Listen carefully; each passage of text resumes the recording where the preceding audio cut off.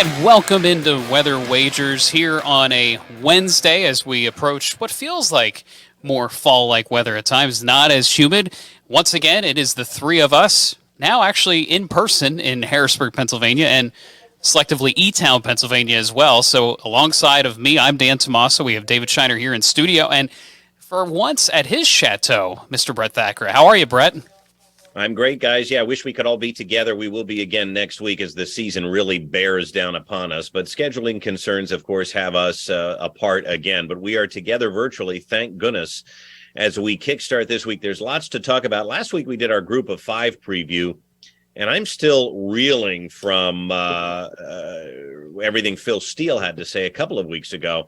I'm excited to give our ACC, Big 12, and Pac-12 preview this year, which, by the way, I made some notes. I'm going to have to run and grab those. I forgot it. So at some point while you're prattling on, I'm going to go grab my notes. But speaking of that, as we prepared for this week, a lot of things happened in the last week with conference realignment. Just a little bit, and Shiner and I could take over for this part, Brett, if you want to dip out and get your notes. But I just want to say, in general, the college football world is a complete mess right now. All over the place. And unfortunately, it has a lot to do with our business, the media business, and there's not really a whole lot else to say in terms of blame to go around. I mean, this is what it is. Conferences are following TV contracts, and the Big Ten and the SEC are the big dogs when it comes to television. Yeah, I mean, we keep hearing about more of these West teams being part of the Big Ten, and I don't know. It's still kind of weird thinking that this is all going to come together, especially as fast as they're talking about, with the turnaround. But that can only lead to this more expansion of the playoff, I think, is ultimately where we're headed here, right? Exactly. And, unfortunately, with contracts and the way things have set up with television, it gets a little sticky when you try to get out of one deal and go to the next. But, basically the Big 12 made their move. Now, the Big 10, probably the biggest move, getting Oregon, Washington to sign on with the contingency of UCLA and USC. It's still hard for me to wrap my head around that the Big Ten is changing so much. I like it from a college football standpoint. Oh, yeah. I mean, the matchups are going to be unbelievable, but the Big 10 being the Big 20 seems a little egregious, right? It seems a little egregious. Yeah, go ahead. Yes, I can. Well, I want to, but before we go down that road, I want to just ask a very simple question. Because it seems like you're heading there anyway. What don't you like about this? Just plain and simply, what don't you like about this expansion? Well, I think in general, I like the football side of it. I'll say that. For football, it makes perfect sense. When it comes to every other sport and the sports that don't have the high revenue behind them, this is a nightmare for these universities. Yes, they're going to get a ton of cash inflow because of the football side of it, but when it comes to other NCAA sports, which there are so many, I mean, I can't even count how many there are, this really stinks for the student athlete, and there's been a lot of negative publicity about this move from the athletes themselves on the West Coast saying, we don't want to have to travel, for softball, for baseball, for all the other sports, and I'm just naming the ones I know the most about. So I think, unfortunately, football's driving the ship, but the rest of the university athletic structure ends up suffering because of it. Well, tough. And that's not me talking. That's the world talking, right? Yeah, I agree. Fair, and at the end of the day, everybody's a sellout. I mean, that's just how it is.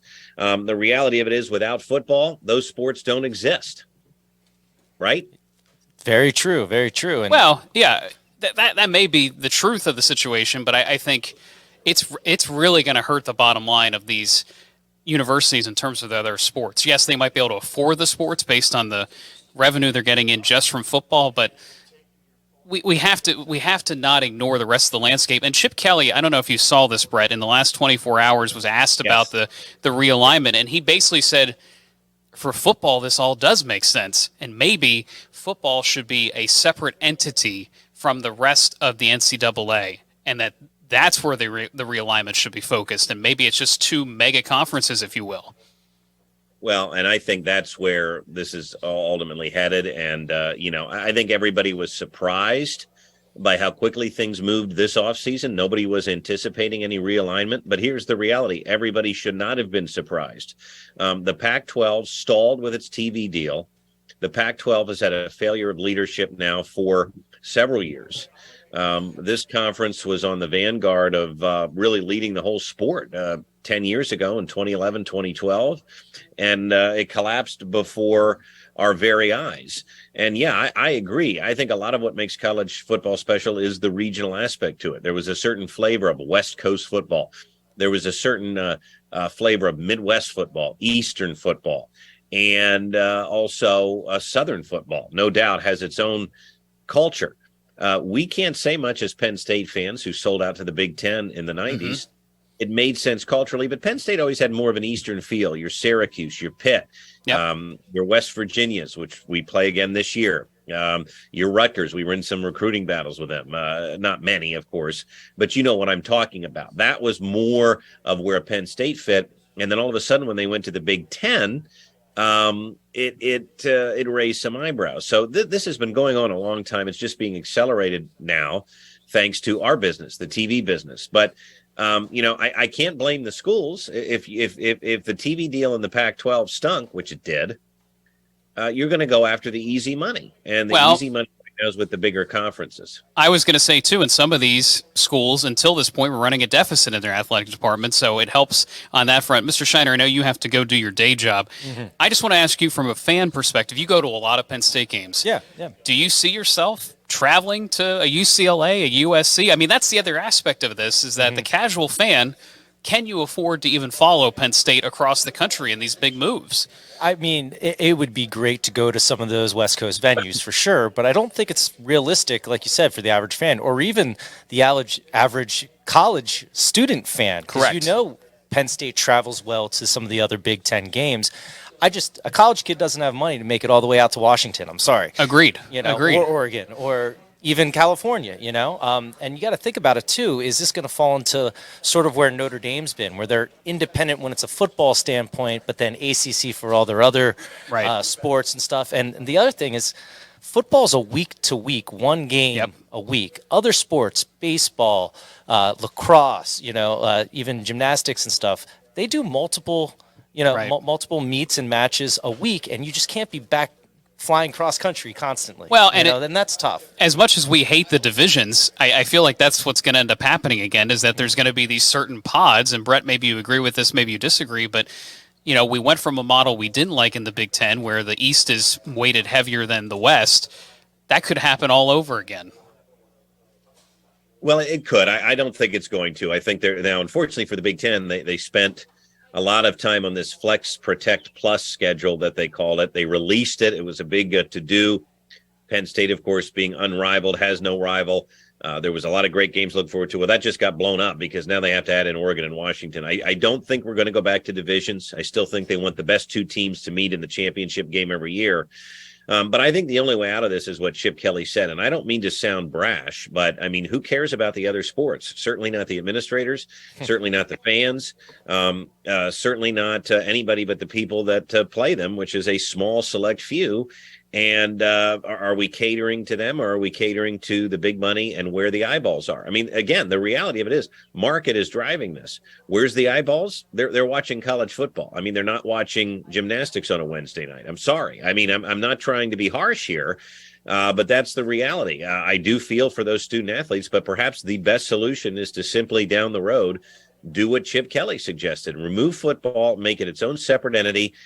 I think a lot of people are going to have a problem with that when it becomes the NFL 2.0. But it's already there. That's the thing. I mean, people can complain all they want. You're right. And Colin Cowherd, who, again, made waves this week for other reasons, but he sent out a tweet about realignment. And let me see if I can find it, because I think at the end of the day, this is what it's about for me. I don't like all the other stuff involved here. It feels slimy. It feels greedy. It feels like West Coast football should be its own thing. But I'm going to find this tweet here, at the end of the day, are we really going to be complaining when we get these games? So here was Cowherd's tweet. When USC is playing the Badgers on a Saturday night in Camp Randall and the Huskies are hosting Michigan on Mont Lake, well, the Ducks are in a shootout in Eugene with the Penn State Nittany Lions. That loyalty stuff, that's going to fade pretty quickly. Give me more big games. I'm in. And I agree with that.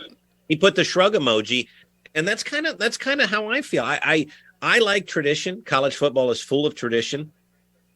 Nobody's more of a traditionalist than I am.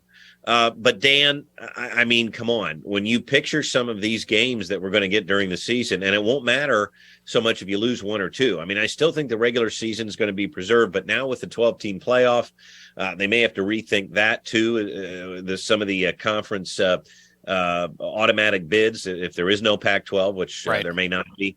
I mean, who is not going to want to watch Penn State, Washington, Ohio State, UCLA, Michigan, Oregon? I mean, these games matter. I mean, one of the things we've talked about, and I know Paul Feinbaum, I listen to his show daily. He gripes about it. His fans gripe about it. Nobody wants to watch Alabama play Mercer. I'm sorry. I'd rather watch Alabama play Texas or Oklahoma, right? I mean, the sport has had a problem with these cupcake games for a while. The fans don't like that. But these are the same people now complaining that college football got greedy. Well, you're going to have less of that. You're going to have more big games. I agree it's kind of slimy, but again, Dan, this is just going to increase the eyeballs, right? Well, and the writing was on the wall. When USC and UCLA defected, it was only a matter of time. It just depended on which schools wanted to be the ones to jump, and it just turned out it was Washington and Oregon that they were ultimately lured by the Big Ten. Now, I think there are some backroom deals and some sleaziness going on. That's definitely for sure, but we can't speak to that. I will say this much. As a casual fan of the Big Ten, I follow Penn State the most, but as a casual fan of the Big Ten, when you have programs like Indiana, Northwestern, even to some extent Illinois, they're trending up, but Illinois was a doormat for a while. Fans get sick of those games too when Penn State's playing, the same Midwestern teams and the outcome's pretty much the same every year. So I do get excited about the West Coast aspect and seeing new blood, if you will. Yeah, and I think you got to be careful though, because those teams can pull off an upset, and they're still a viable part of the conference. I mean, I know some media types have suggested, well, where does it end? If we want better games, our conference is just going to kick out the doormats. Our TV networks, which basically are running college football, if Fox was able to say, hey, Big Ten, pull in Oregon and Washington, that'll be good. That's what you need to do. Can they not sometime in the future say, let's kick out Northwestern and Indiana?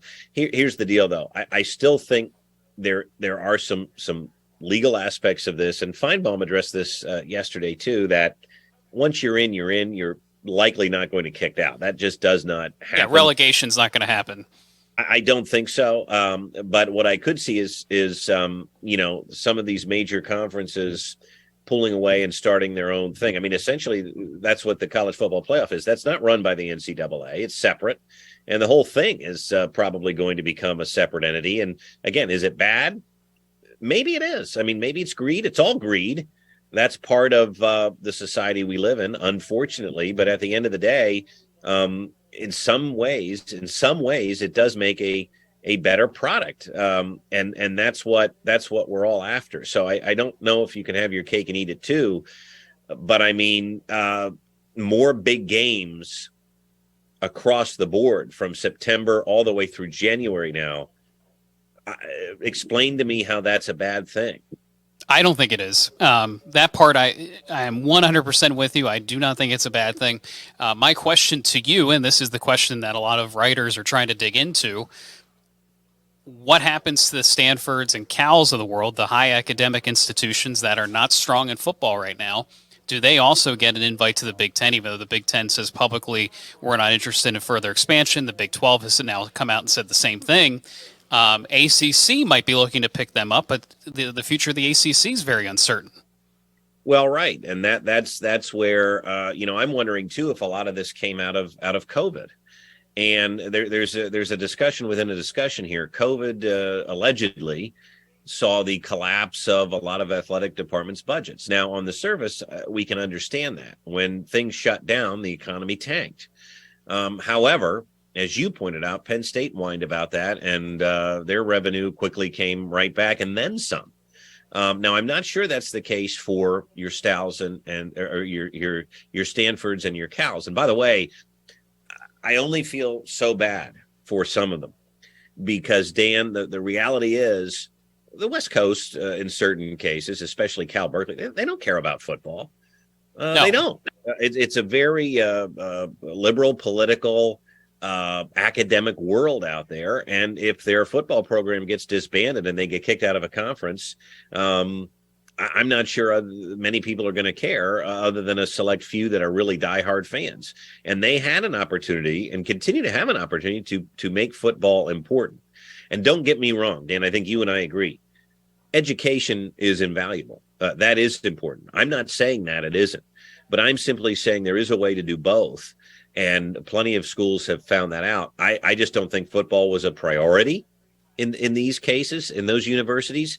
And now they're seeing kind of what that belies, and that is nobody wants them right now. So sadly, that all kind of comes in part and parcel where you put your priorities. Right. So the first part of the discussion is a lot of this being accelerated because of COVID in the past few years and the athletic budgets that have made conferences jumpy. That's the first question. And then the second thing I think we have to consider here, Dan, is for years, everybody was talking about the TV sports bubble and when it was going to pop. I mean, these networks can't keep paying endless dollars. Well, nobody had an answer to that because every time a deal came up, and I don't care if it was NASCAR, women's lacrosse, the WNBA, or the Big Ten, whatever it was, networks just shelled out more and more and more and more money. Well, I think we are seeing the sports bubble pop right now. Right? 100%. Dan, for example, ESPN would not pay top dollar for the Big Ten. They wanted the SEC. They got it. They would not pay what Fox wanted for a second tier of the Big Ten. They didn't do it. They weren't giving money out to a second-rate Pac-10 conference after USC and UCLA left. They need that inventory, Dan. They need 10:30 p.m. games on a Saturday. They want it. But they are going to be, and Bob Iger said this, they're going to be more discerning with their sports rights. The NFL notwithstanding, everybody else, they're not going to be paying any more whatever for these sports rights. I think we have seen that bubble pop. And because that bubble popped, the Pac-12 found itself on Apple. And by the way, another part of this conversation, and then I want you to jump in and address all of it, the COVID, the sports bubble, and how important is linear TV, the business we work in. Everything is changing. It doesn't have as many eyeballs as it did, but the Pac-12 presidents wanted no part of Apple. They want to be where the action is. And what did the Big Ten do? They're on broadcast television, linear TV. It's free. You can get these channels without paying anything. People are streamed out. They're packaged out. They're paying a monthly fee for everything. I don't know that that's the future. I still think a future is a mix of both. And if the Pac-12 was relegated to Apple, how are you going to get recruits? Nobody's going to be watching that. Those are my thoughts. What are yours about all of that? I think most of your points are extremely on point. I will add that I never saw Apple as a viable option for an entire conference, and I think the presidents agree with that. It's too forward-thinking at this point.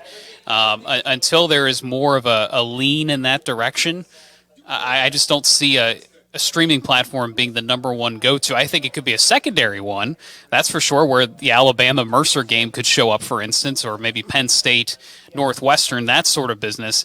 But and that's happening, right? Because Penn State Delaware is on Peacock. We've seen the NFL use it for Thursday night. That's one game though a week. They've dabbled with it. I think like I said, I think it has to be a mix, right? Yeah, I think it has to be a mix, and you got to follow the ad revenue, and the ad revenue is still mostly with linear television, from my understanding of things, especially in the big moments, the big games. Now, I think what you run the risk of is alienating certain sections of the country with this type of realignment. I think right now it's okay, but I do wonder what happens. Let's say the Big Ten does gobble up a few more schools. Does that totally remove regionality from the schedules, and the casual fan cannot travel with the team anymore? I think you do run that risk. I think the administrators are fully aware of that, especially on the TV side now, because there has been so much negativity surrounding this current run of realignment. Do you feel the same way?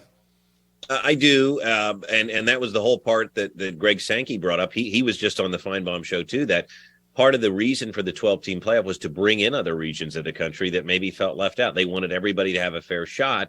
And now all of a sudden, West Coast football is not kaput, but it's in a very different place. So those things are going to have to be looked at in a different way. I do think, this runs the risk of alienating people. What about the people? And again, say what you will about California, the sunny beaches. It's not a state that cares a lot about football, but they do care about USC. The West Coast does love their Oregons. Washington is in a unique area. And when you have the hometown team, let's say of USC, flying to Ohio State on a Saturday night, I guarantee you the LA market is going to sit up and take notice. If USC is playing Oregon State, and again, not a knock against Oregon State, they had a great year last year. I think they shrug and go back to the beach and their high-class restaurant and worry about the Lakers. But if USC is playing Ohio State, all of a sudden college football may become more viable. So I think you're right to an extent, but then I also think that this new realignment could actually bring other people in, if that makes sense. No, it does. I think it's, as usual with these things, it's a wait and see. Obviously, we were kind of right to think that the Penn State Rose Bowl appearance was one of the last of its kind, because now you're removing that cool factor of the Rose Bowl. The Pac-12 meets the the Big Ten, and now it's more of a regular thing. So that part's interesting. The ACC part of all this is interesting. Can the conference hold together? And then finally, the last point I wanted to bring up: does the Mountain West become the Pac-12? Does the Pac-12 try to remain somewhat viable and essentially merge with the Mountain West? I think they should. I think it would be a 16-team conference. I think that's probably their best way to survive. The Mountain West would be smart to do it rather than picking off each other. Merge, keep the Pac-12 or whatever you want to call it now, branding. I think that's still important. And then I think you have a viable conference that could still take part in the playoff and other things, even with some of these smaller schools. But yeah, and by the way, I'm not trying to paint everything with a broad brush here. There are fans of Stanford football and fans of Cal football. Aaron Rodgers went there. Correct. For goodness sake. And, David Shaw was a brand for a while in Stanford. Correct, as was Jim Harbaugh. That made him, and he built that up. So I'm not here to say that everybody out on the West Coast is, worried about other things, but I do think the majority are. They just don't care about the sport. Again, we had this discussion last year. Look at UCLA's football stadium on a Saturday. Troy Aikman commented on it. They do not care. I think this will make some more people care. And for the ones that get left behind, well, you had an opportunity to make people care for 20 years and you didn't take it. So now that things are shifting, we'll see. And of course, Florida State throwing a temper tantrum about the ACC. Yep. How long can that conference stay viable? That's the question. That's going to be our first conference we want to get into. But before that, just really quick, sure, because everybody's probably tired of the realignment talk. Let's talk briefly about the team that we always keep an eye on more than most, and that would be Penn State. Yep. Starting fall camp. Our sports department, led by Ali Berube, had a chance to go up there, check out some things. She also had her one-on-one with James Franklin earlier in the summer. We followed a lot of beat reporters, and they all have very positive things to say. The talent is there. But I was listening to a podcast by our friends at the Lions 24/7 this week. They had Josh Pate on. Dan, yes. Josh Pate, he does the Late Kick show. Yes, and he actually interviewed Franklin too. Yeah, he interviewed Franklin too, and a lot of what he said matched with what our sports director Ali Berube said. But I was listening to him this week, and he said something, Dan, that I think probably is on point. And he said, "I don't think I've ever seen the excitement or the intensity in James Franklin like I've seen this year." And this is his 10th year, but he knows he has the talent. He knows he has a ball club. He knows he has what it takes. And so, Pate thinks they're going to go 11-1. Audrey Snyder of The Athletic, who we've interviewed on this podcast, she put out her prediction, and she's usually fairly reasonable. She thinks they're going to go 11-1. The talent is there. The excitement is there. The hype is there. But before you bring us down, because you've said you need to see it, we don't need to rehash that. I agree with you. But this does feel a little bit different, does it not, based on what we're hearing out of fall camp for Penn State? Well, I will say this much. Over the years, and this goes back to my freshman year of watching Penn State football. The '08 Paterno team that really made a run at a national championship fell short in Iowa, which we've lamented many times. This is one of the first years I remember in following Penn State football that even the national pundits are with us.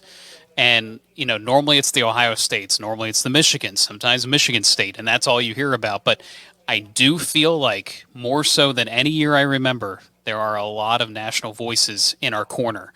And, that shows some gravity to me. I think still there's a lot of unknown.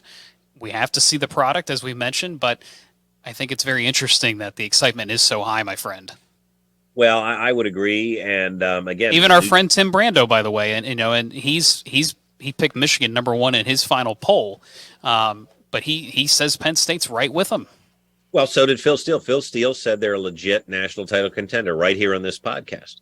And I think when you've got people like that saying it, you have to take it seriously.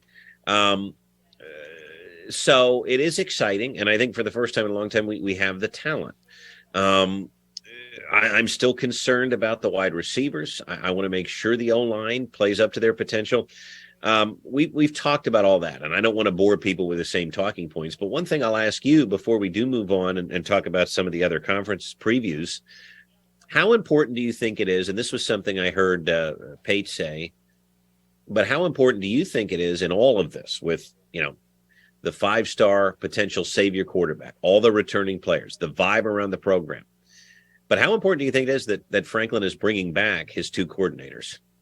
I think it's paramount. I think we've seen how important that is in years where there's transition, whether it's the awful Kirk Soraka year or the one that we can all forget during COVID, whether it's the transition to Ricky Ronnie and the year they should have beat Ohio State if it were not for the option call on 4th and 1. Coordinators shape the game in many, many ways.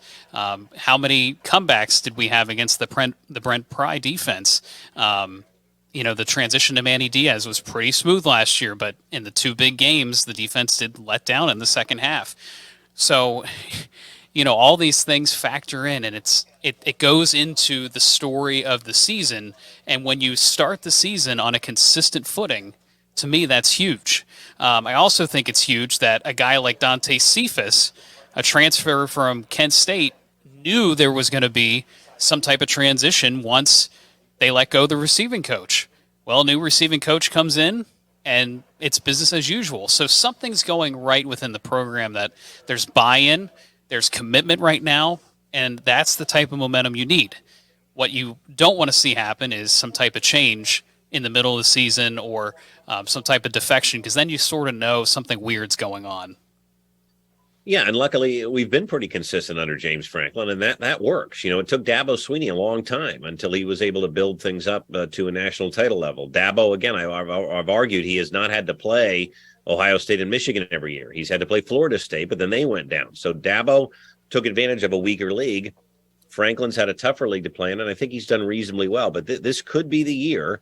And again, things kick off. NBC, the new TV deal, starts primetime Big Ten Saturday night against West Virginia in just a few weeks. We are excited. But one thing I just want to quickly add about this too is more than ever this year, you have to go 1-0 every single week. We're going to hear it ad nauseum, but James Franklin has to get that message out, because there are potential trip points in this season, and they can't have that trip up. The Saquon Barkley years, there was always that trip up coming. And so this is the year. They're stacked. As you mentioned, the talent is there. 1-0 each and every week. I've told you, watch out for that at Illinois game. I'm telling you, just watch out for it. But all right, let's move on to our conference previews. We're going to start in the ACC, and they are still a viable league, at least for now, going into this season. And the odds look like this. You compiled these yesterday from, was this Caesars, Dan, or FanDuel? This is Caesars. So the conference winners come from Caesars, my friend. So Clemson nudging out barely Florida State, and then North Carolina, then Louisville and Miami. I mean, that looks like a pretty, redundant list from years past. Florida State getting a lot of attention this year. They're right behind Clemson in the betting pecking order here. And remember, let me just say this too, so that everybody understands in case they're just joining us.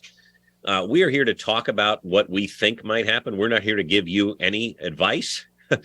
We're also not guaranteeing that we would actually bet on some of these. Now, we might. We do it for fun, but we are here to just kind of wager against one another, talk about what we think would happen.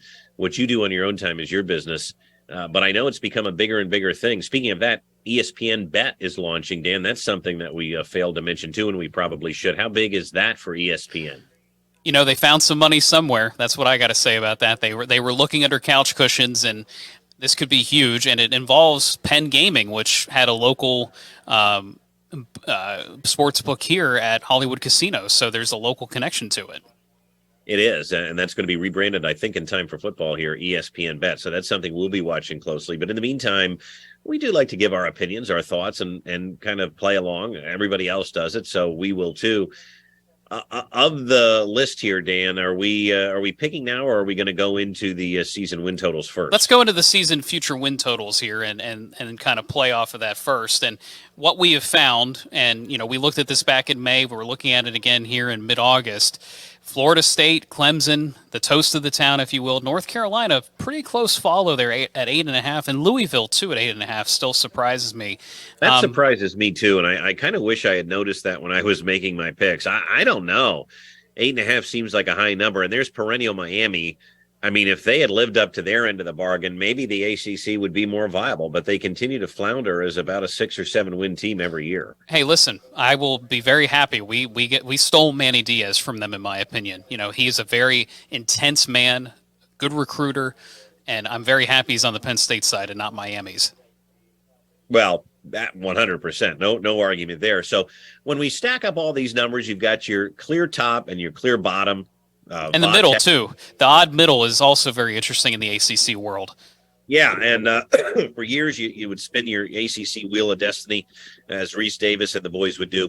Who do you like over? Who do you like under? Maybe you like more than one or two, but let's talk about that. What do you have? And then, you know, we'll take a look at the schedule here and see what we can come up with.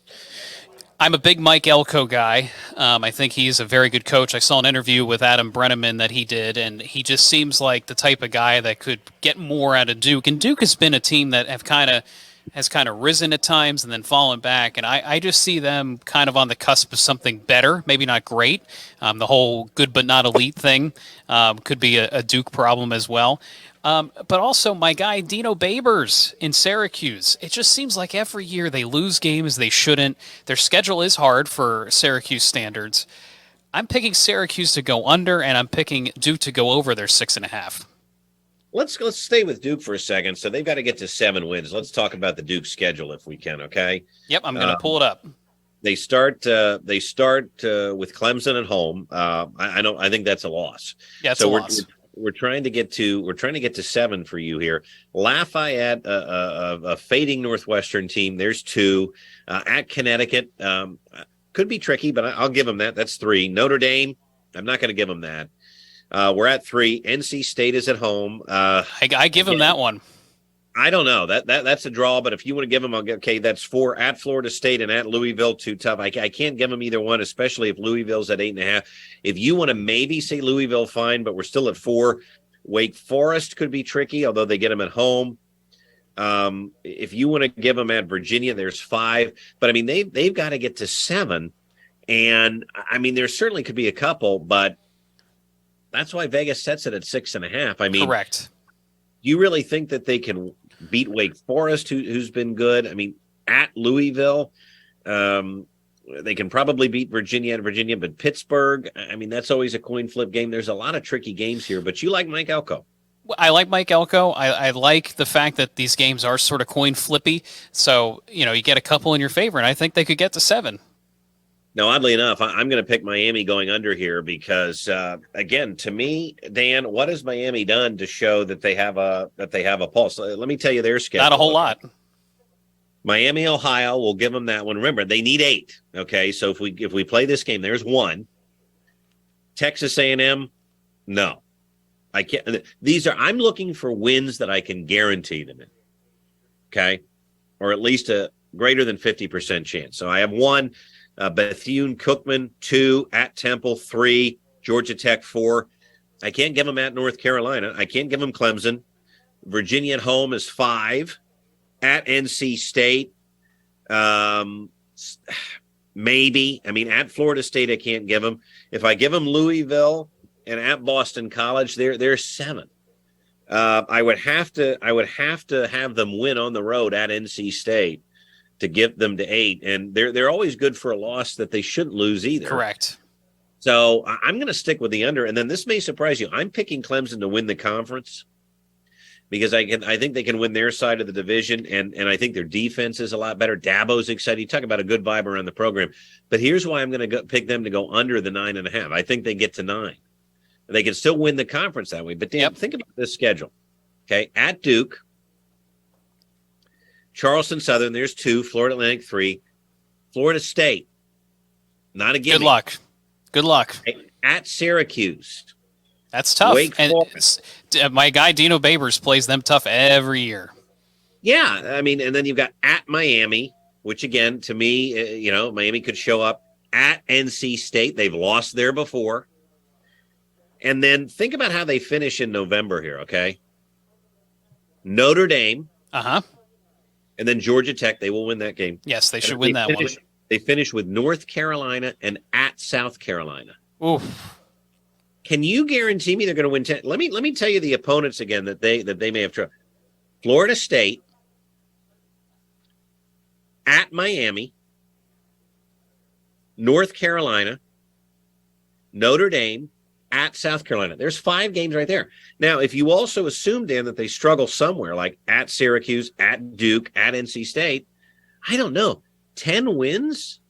Are they really good enough to be back at that national championship level? I don't know. They'll have the defense. The question remains the offense. And to me, Cade Klubnik, you got to show me something. It's the same problem I have in the Penn State room with Drew Aller.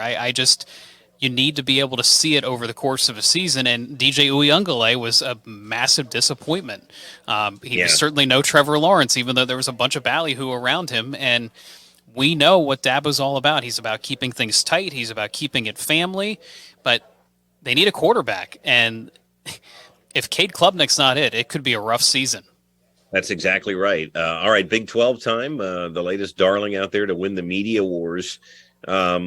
The conference futures are what, Dan? We have Texas at plus 100, Oklahoma at plus 300, Kansas State at plus 650, Texas Tech at plus 1,000, and the TCU Horned Frogs, fresh off their playoff appearance, which I'm done talking about at this point, but they're plus 1,400. Everybody's in love with Texas, and to me, again, show me something, Texas. Maybe this is their year. That's great. Go out and prove it. Oklahoma, I mean, can Brett Venables really do a 180 this year? It's possible.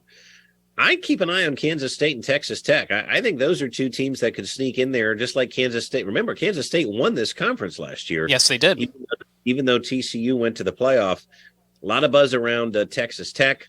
Keep an eye on those 2 schools because I think they're going to be there and they're going to be fighting just as hard this year. This will be their last chance to prove themselves against Texas and Oklahoma. They're going to want to do it. When we look at the win totals here, again, there's a clear there's a clear upper half and a clear bottom half. The bottom half includes some newcomers too. Yes, I was just going to say that. When we look at the numbers here, Texas and Oklahoma both at 9.5. Then you've got your middle tier, Kansas State, Baylor, Texas Tech, TCU at 7.5. Mike Gundy at 6.5 surprises me. That surprises me too. Hint, hint. Yeah, and then you've got your West Virginia's, Penn State's opening game at 5.5. So who did you like over? Who did you like under? Or did we pick the same? Let's reveal the winners here or what we think is going to happen. I'll go first, and then I'll let you pontificate. I went Oklahoma 9.5, and I went under. I'm actually picking 2 unders here, and we'll start with Oklahoma. I think Brent Venables is going to be better this year, but he's got to show me something. I was really disappointed with their lackluster season last year. I also don't know if they have the talent they quite need to do it. I mean, Phil Steele has them at number 2. When you look at their schedule, though, they have to go to Oklahoma State. They have to go to BYU. They of course play Texas. The schedule doesn't look so bad, but I need to see it happen. That's why I'm picking them under. It may be a foolish pick. Brett Venables could come out and win 10 or 11 games, but I need to see it. So I don't know that I would actually play that. but something just tells me 8 or 9 wins feels right. We will see. And then Cincinnati with Scott Satterfield, something seems off. Again, let me pull up their schedule. This is not the Cincinnati that Luke Fickell left, folks. They had a tough time last year. Remember, if I were to play this, in order to win this, I'm looking for 6 wins here. Okay, and I gotta find them somewhere. So let me pull up their schedule here, Dan, because I think it's going to be a real challenge. I mean, you're talking about they have to. Let me tell you their road games here: at Pittsburgh, at BYU on a Friday night, at Oklahoma State, at Houston, and at West Virginia. They still have to play Oklahoma at home. They have to play Baylor at home. So they don't have to play Texas. They get lucky there. But I don't know if they can win 6 games. It seems rather daunting to me. So there you have it. I'm picking 2 unders. I'm going to go Oklahoma and Cincinnati. We'll see if we're right. And again, if I were to actually play one of those in real life, I would probably play Cincinnati because Oklahoma is a mystery to me. I mean, they are intriguing. Now, you've got Mike Gundy. We mentioned his name. Confident that he can get over 6.5 wins? He certainly seems to every other year. Yeah, he seems to every year. His offense is always high flying, high scoring. It's usually the defense that lets him down. But they start out against the whatever Central Arkansas brings to town. Then they face Arizona State. That should be 2 wins. South Alabama, I'm counting that as a 3rd win. Iowa State on the road. They should win that. So that's already 4. They're at home with Kansas State. That should be a very good game. They bring Kansas in at home. Then they play your favorite West Virginia. You're telling me they're a doormat. So the wins already starting to pile up here. Then they take on Cincinnati, Oklahoma, UCF, Houston, BYU. To me, that's over 6.5. At least 7 or 8 wins. Yeah, and remember they have they've got a pretty good quarterback as well, right? So Mike Gundy is always right there. He can't ever seem to, again, similar to James Franklin, get over the hump, but he always seems to be sort of right there in the mix. And 6.5 really doesn't mean that you're in the mix. It's bowl eligibility. That's about all. Yeah, and so Spencer Sanders. I mean that's who they have. So he's coming back. I'm kind of with you. Now they only went 7-6 last year, so maybe that's why. But they had a bit of a collapse. But what I don't understand is why the books are so high on Oklahoma, but not high on Oklahoma State. I mean, let me read off Oklahoma's schedule to you. They bring in Arkansas State. They face SMU at home. Then they go to Tulsa. They go to Cincinnati. They bring in Iowa. They face Texas as usual, Red River. They bring in Iowa State, I think you mean, right? Oh, Iowa State, I'm sorry. They bring in UCF. They go to Kansas. Then they play Oklahoma State, and they finish with West Virginia, BYU, and TCU. I mean, there's several trip-up games in there, I feel like. Well, and again, it was Brett Venables' first year as head coach. I realized there was a lot of talent defection after Lincoln Riley left. And I think Brent Venables is a good coach. I mean, he could win a national championship there, especially with the defense. But can you really take a team that looked pretty poor last year at times and turn them around in 1 year? The answer, of course, is yes. We have seen that done occasionally. I don't know, Dan, though. I need to see it. And that's why, if they win 9 games, that'd be great. That would be a big improvement. Still doesn't hit that over. It certainly would be. Still doesn't hit that over, though, does it? We're talking about 9.5 here. That's a big number to me. So, I think that's kind of the easy one. Dylan Gabriel, too, does not impress me at quarterback. He's still their starter coming into the season. We know the Big 12 goes through the quarterback. It's all about offense. It is. I mean, it's going to be fun to watch. We will reveal our picks here in just a bit. So let's move on. The final year of the Pac-12 as we know it. I hope it's a fun season. It should be. USC's at plus 170, a clear favorite, but they better find a defense this year. Then Oregon and Washington at plus 330. It makes sense, both of them coming in hot. Utah is right there as well. And Dan, Cam Rising is back. Don't sleep on the Utes. I mean, everything. I'm sleeping on them. Oh, boy. And then how about Oregon State? Had a great year last year. Can they follow that up with more? They're plus 1,100 to win the conference, but don't be surprised if they could upset somebody. So who's our season win totals here in the Pac-12? First of all, USC, Oregon, and Washington all at 9.5, followed by UCLA, Utah, and Oregon State. Now, by the way, UCLA is right there at 8.5. They are not projected in the top 5 to win the conference, which I find interesting. And then there's a clear bottom half. A lot of the teams defecting to the Big 12 and many teams without a home right now. That could help to explain it right there, why they're without a home. But, Dan, when you look at these numbers, does anything stand out to you? There was some change, by the way, from May until now, and it mostly involved the bottom half. I think Cal actually went up a full game from 4.5 to 5.5, if my memory serves correctly. And Arizona and Arizona State went down a game. So, again, that could be some of the realignment stuff, poisoning the well, if you will.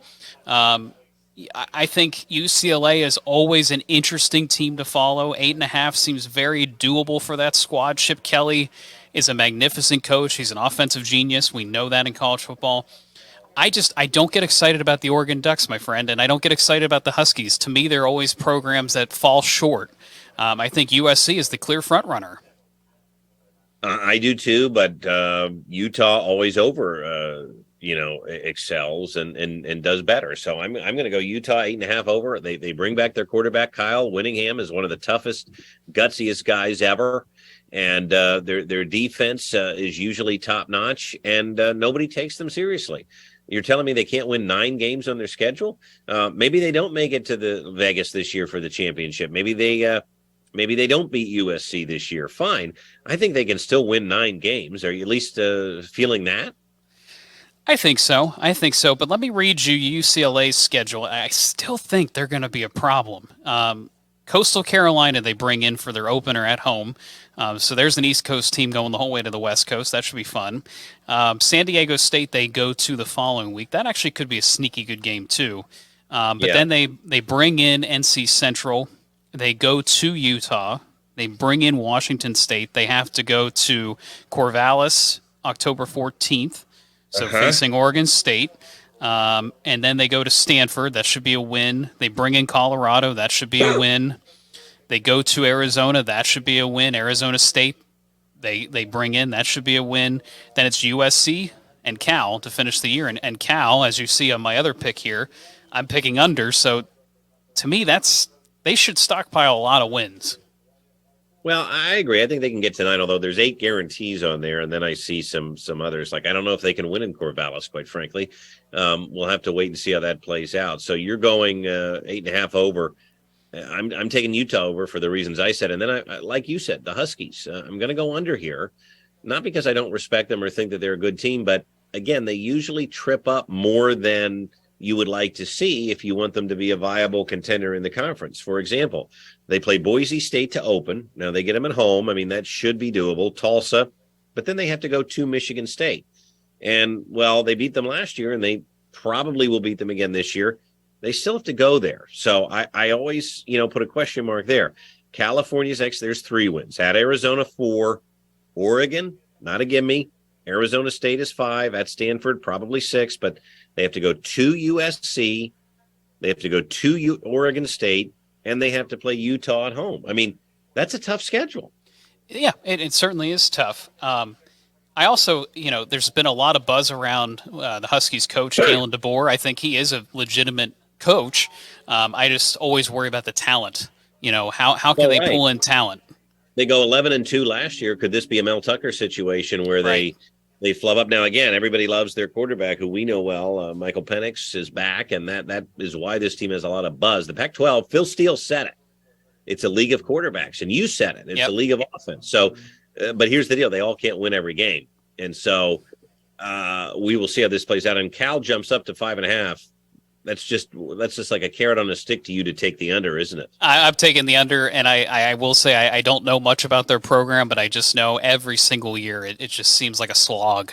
They just cannot keep up with the rest of the Pac-12, and there's no reason for me to say they're going over that total.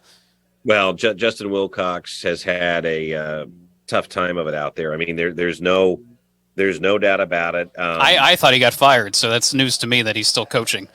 They went 4-8 last year. Oof. They went 4-8 in 22. They went to 5-7 in 21. They only played a few games in 20. We throw that year out, and it hasn't been much better since. 8-5 in 19 and 7-6 in 18. So they continue to struggle out there in Cal, and that could be why they find themselves without a home. Let's pick our conference winners here for these three. We did it with all the group of 5 schools. So Dan, I'm going to call it now. I think the Big 12 is going to be Kansas State. I think they can reach here. I think Texas and Oklahoma are going to trip each other up. I need to see it from them. I understand what everybody's saying. Quinn Ewers at quarterback for Texas, and Brett Venables is not going to have as bad of a year as he did last year. But meanwhile, who wants to win this conference and show that it's their conference? Kansas State. They're always there. They play the big boys tough.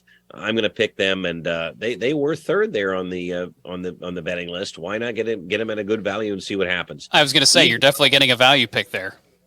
Even though I picked Clemson to go under their win total, I am going to pick them to win the ACC, and that, by the way, is what we call splitting the difference, kind of hedging your bets a little bit. If they win the conference, then you're good on that side. They could still win the conference with 9 wins, but if they're better than I think they could be, they can win the conference. And even if they only win 9 games, I think they can get to Charlotte, win the conference, beat out the other side, and at least make one of the New Year's Six. This is a team that's got an improved defense.